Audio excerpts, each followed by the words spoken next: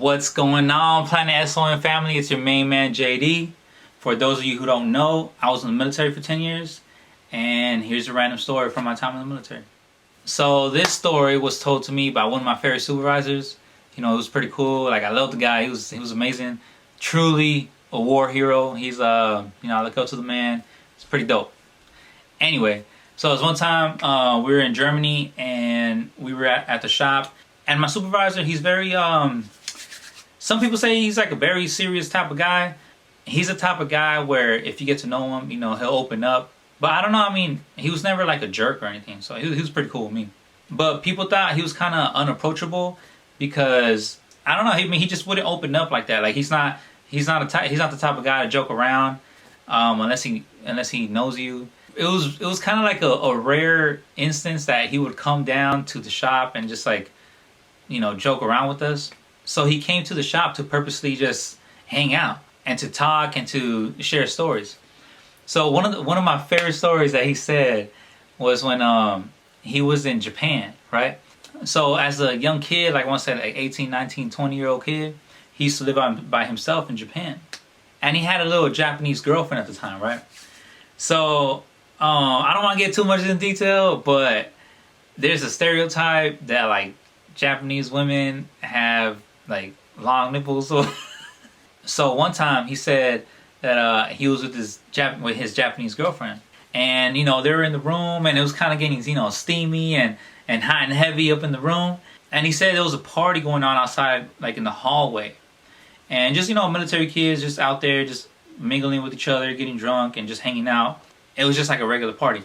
So people knew that, you know, he was in there with his Japanese girlfriend, but whatever. They didn't pay no mind, and they were just like, you know, doing their thing in the living room, and they were kissing.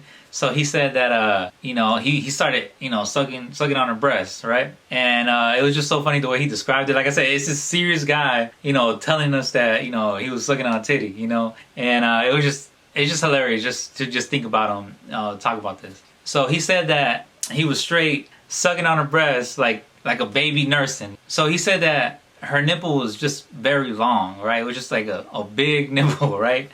And he was just sucking on it, and he had the whole nipple in his mouth. So right when he had the nipple in his mouth, somebody from the party goes to his door and goes boom, boom, boom, boom, boom, right? Just starts banging on the door. And right when that happened, like I said, he had the nipple in his mouth, and he goes whoosh, and this man straight up bit his girlfriend's nipple off, right? Just clean off. So all of a sudden, that blood just started gushing in his face, and she's over here screaming in Japanese, like, "Oh my God!" And you know, she was just holding her breast, because she was just bleeding, just blood was started gushing out, and he was panicking, and he was like, "Man, yo, what am I supposed to do?" So you know, she's over here just bleeding. He grabs her towel, and you know, obviously, he just keeps on going, and he was like, "Yo, we gotta take you to a hospital." So what he did was he grabbed her, right? He put a blanket on her, and he just ran out the door, put her in the car, and went straight to the hospital. So they get to the hospital, and you know, they're over here, they're in the emergency room, and he's like, "Yo, her breast is bleeding, The doctor's like, "Okay, let me see. And blood just keeps gushing out. So he goes, "Okay, so where's the nipple at?" And he goes, "Damn, I spit it out. It's on the floor of my room." And well, since they didn't have the nipple, they couldn't sew anything back on, so to stop the bleeding, they sewed up her nipple, right?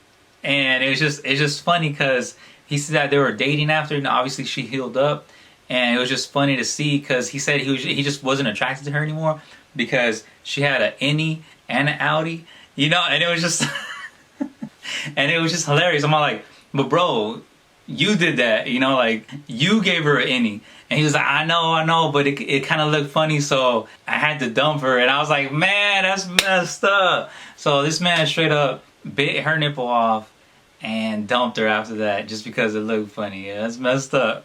I don't know, it's just crazy to think that, you know, that probably happened like, I don't know, 15, 20 years ago.